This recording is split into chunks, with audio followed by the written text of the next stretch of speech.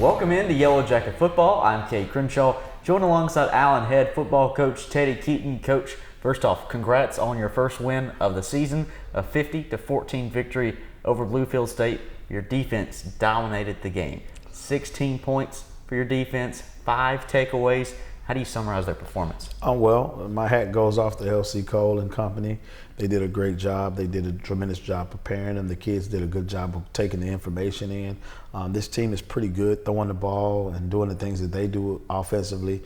And we just came in with a great game plan, and the kids executed at a high level. You had a couple members of your secondary unavailable on Saturday to a violation of team rules, others to injury. How did those youngsters step up in such a big-time spot? I think that there's a credit to them being locked in all year long. When we had to make a couple suspensions due to some team violations, the guys stepped up and they did their job. They played. They knew what we were doing. They knew what to do, how to do it, and why it's important to do it that way. And the results showed. Speaking of young players that stepped up, let's go to true freshman quarterback Daniel Plummer. Coach, your third string guy. You didn't think you were going to play 3 quarterbacks this season, but it was Plummer's time on Saturday. He threw for 146 yards and 3 scores. You look at the way he played on Saturday. Did he seem like a freshman out there? Because to me, he more so seemed like a composed veteran. No, he did really well. He did probably better than we anticipated him to do. We see it at practice again. He's a guy that's not very much for words. You don't know if he grasped it all because he don't give you much feedback. But when he came out Saturday, he had a different type of swag about him, and he went out and he managed the offense. The receivers rallied around him and did what he had to do. I think he could have did much more, but due to our tremendous play on special teams and defense, it only eliminated our snaps to 48 snaps, and we did the best we could with those 48 snaps we had. Well, a good quarterback is only as good as a great offensive line. Saturday, no sacks allowed from your group. How critical was their play to keep your true freshman QB locked in on the game? Well, we've been challenging them since the season started. It's about them. I don't care what skill guys, quarterbacks we have.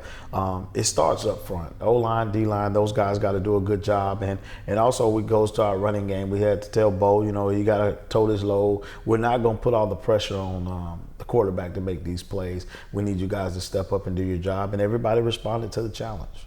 You speak to Bo Harrington there, 9 yards a carry on Saturday, 97 yards. How have you watched him step up his game in recent weeks with the quarterback injuries you've dealt with? I mean, Bo's done a good job. He's a sophomore. He's trying to develop in a leadership role. I think his work ethic is, providing him that. When you play in an air raid offense that, not really many touches for the running back, he's been a good steward. Then that's been one of our off-season things, to keep working the ground game and keep giving the ball off and giving him an opportunity. Because Bo is a really good running back, and he's been kind of carrying the load. Him and Jaquan.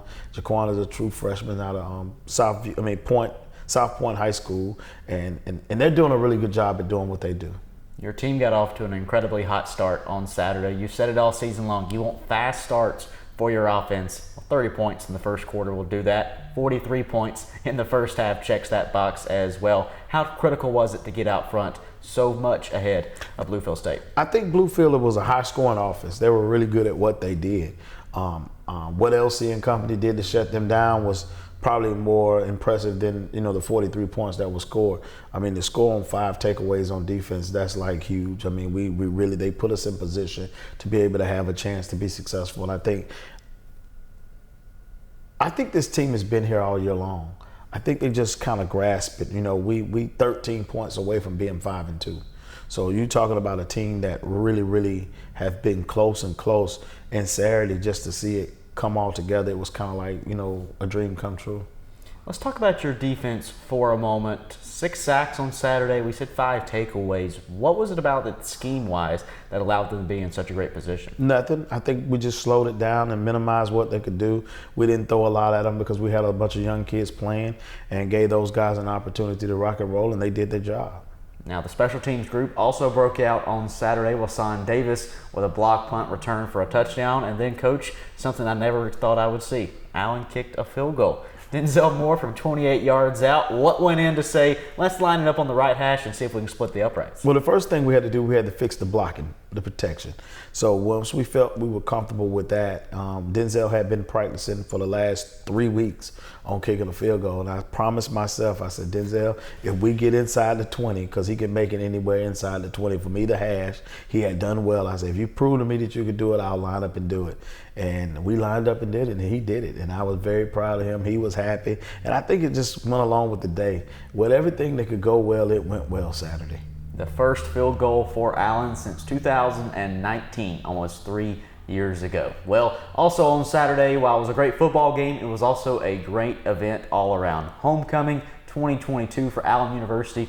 Coach, homecoming is always a special time here at an HBCU. What did it mean to you to bring home a victory on that day? It's important that you win homecoming. That's the time that people come back, your donors and everybody that's involved with the program. I think I have to give my hat off to the administration, my AD, and the people that work in athletics that made that day a special day for everybody. And we know what our role was, and that was to win homecoming, and we did our part. And I think the fans walked away with a great experience, a great time, and also a great victory. The first win of the season is in the books for Allen, and it could not have come at a better time. Morale is boosted, mentality is set back right for the bye week. You're going to have some time to enjoy this victory, Coach. What is your plan for the week off? Well, we usually take about 24 hours, the 48, because this one was a long one coming. And we went back to work. We still got work to do. We got 2 important games coming up here in the next couple of weeks. After this bye week, we got Benedict, our rivals across the street, and we got our rivals in Jacksonville, our sister school, Edward Waters. And, those are 2 good teams. Benedict is playing at an all-high time level right now. They're 7-0. I think they're, winning the East. They got a lot of good football players. We got a challenge against us to be able to go in and possibly play spoiler or just do something good for our institution. In what ways do you hope to take advantage of the extra time prepping for such a talented Benedict team? So this week has been all about us, making sure we know what to do, how to do it, and why it's important to do it that way. I feel if you start this far out trying to prepare for a team, they'll be forgot about it by the time we get there. So we spent time working on the things that we don't do well, things that we need to get better at, working on coverages and doing things to be a little bit more, disguise some things that we are doing. And now next week we'll go back in and we'll start working on preparation like any normal week for Benedict. Now as coaches we have snuck some speaks in and start doing our preparation to get our kids ready, but the focus for the bye week has been about the team.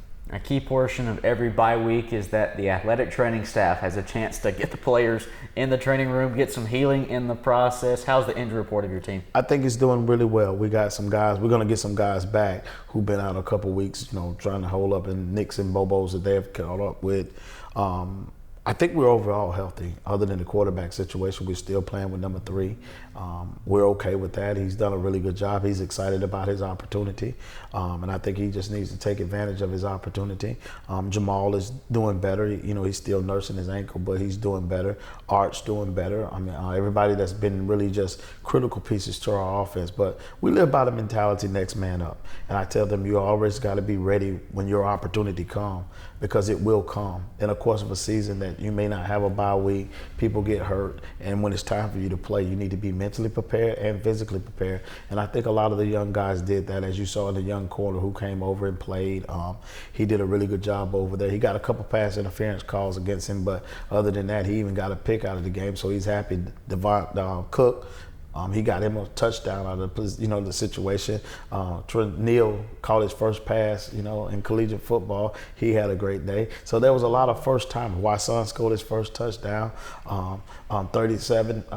He had his first interception, and it was just a lot of first time for firsts. Well, you talk about the next man up mentality that you've had all season long, and your group's gone through some adversity, whether it be on the injury front. You've been so close and so many single score losses. You finally have that first win in the books. What does just checking that box off do for your team over the final 3 weeks? I think that does well for them to go into it. It's ultimately humiliating to go out and lose by 2, 1, and 8. That's the difference between you 13 points away from being 5-2.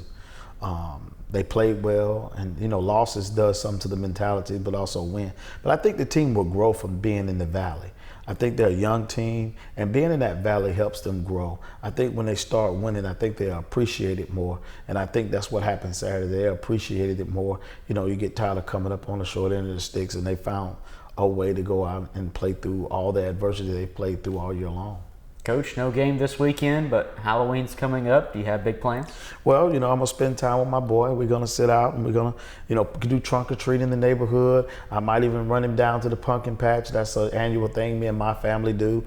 We're going to go down and, you know, have a little fun and let him play with the, you know, pet the animals and take some pictures and get his own pumpkin so he can decorate it and put it on the front lawn. And we put a little candle in there and then get his name on the back of it, take a picture with it.